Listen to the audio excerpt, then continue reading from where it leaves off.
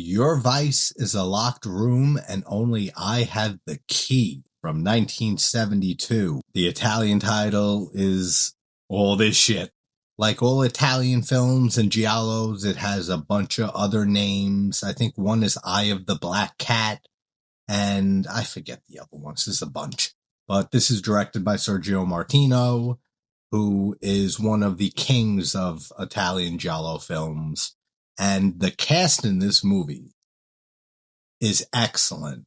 And you got right up here, I don't know how to say her name, Edvig Fennick? Is that it? She has worked with Martino many, many times back in the early 70s. And she was actually dating Martino's brother. And I think they married too. But she was in The Strange Vice of Mrs. Ward, which is another great giallo. She was in Mario Bava's $5 for an August Moon, which is a very underrated Bava film. She's been in a lot of stuff. Case of the Scorpion's Tail, which is also Martino, and Martino's All the Colors of the Dark. So she's a giallo legend. Anita Strindberg. She is so gorgeous.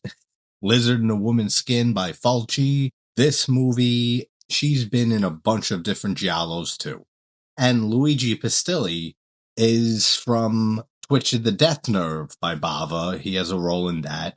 And he had a role in both For a Few Dollars More and The Good, Bad, and the Ugly by Sergio Leone. And we have more connections in this film with the score. I forget the guy's name. Vincent, or it's not Vincent. He also did the score for which Martino film? Case of the Scorpion's Tail. So you have a ton of talent in this movie on all fronts. And this is loosely based on Edgar Allan Poe's story, The Black Cat, which we've had so many adaptations of that story, or loose adaptations. This is a loose adaptation, but it does follow some beats of the story, from what I remember, pretty faithfully. You have Luigi Pistilli's character, Oliviero, who's a writer, alcoholic, abusive dickhead to his wife, Irina, played by Strindberg. And she's trapped in this toxic relationship, and they live in this mansion that's becoming more and more dilapidated and in disarray over the years because of Oliviero's alcoholism and just everything about him. His whole life is a mess. His wife Irina's stuck in this marriage where she's being abused physically, emotionally, verbally. Oliviero cheats on her all the time as mistresses. Then you have Oliviero's niece, Floriana, played by Fennick, who arrives. And there's jealousy there. Then a bunch of people start being murdered. And in traditional giallo format, everyone is blackmailing somebody. Everyone is fucking everybody. I mean, that's something in a lot of Martino films. A lot of eroticism, a lot of sexual repression, a lot of those themes. And when I say everyone's fucking each other, I mean everyone is fucking each other. Like, there's some weird incestuous stuff in here too.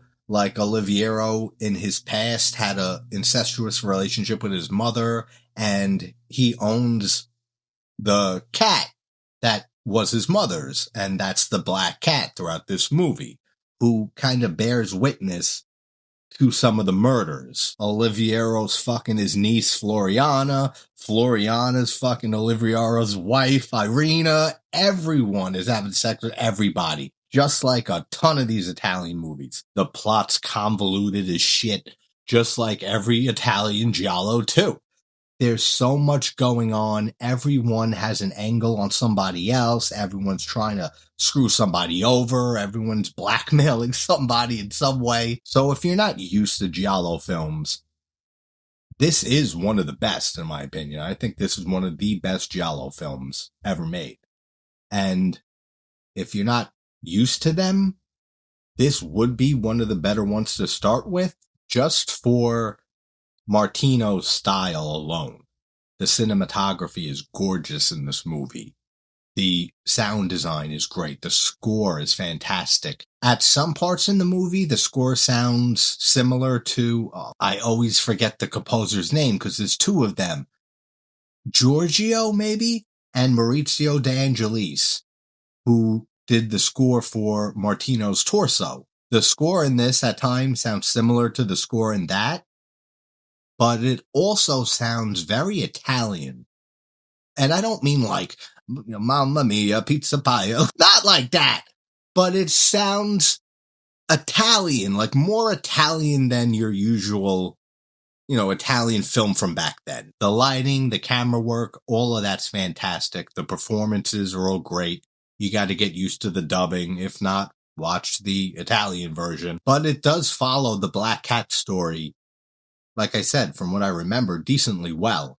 And the ending, which I won't reveal, but if you know the Black Cat story, you can kind of figure out a little bit of it. It made me think, because I never realized this, Fulci directed his version of the Black Cat in 81, 82, which is basically like a slasher version of the Black Cat. And then he did Sette Notte in Nero, or The Psychic, which is a favorite 70s movie of mine.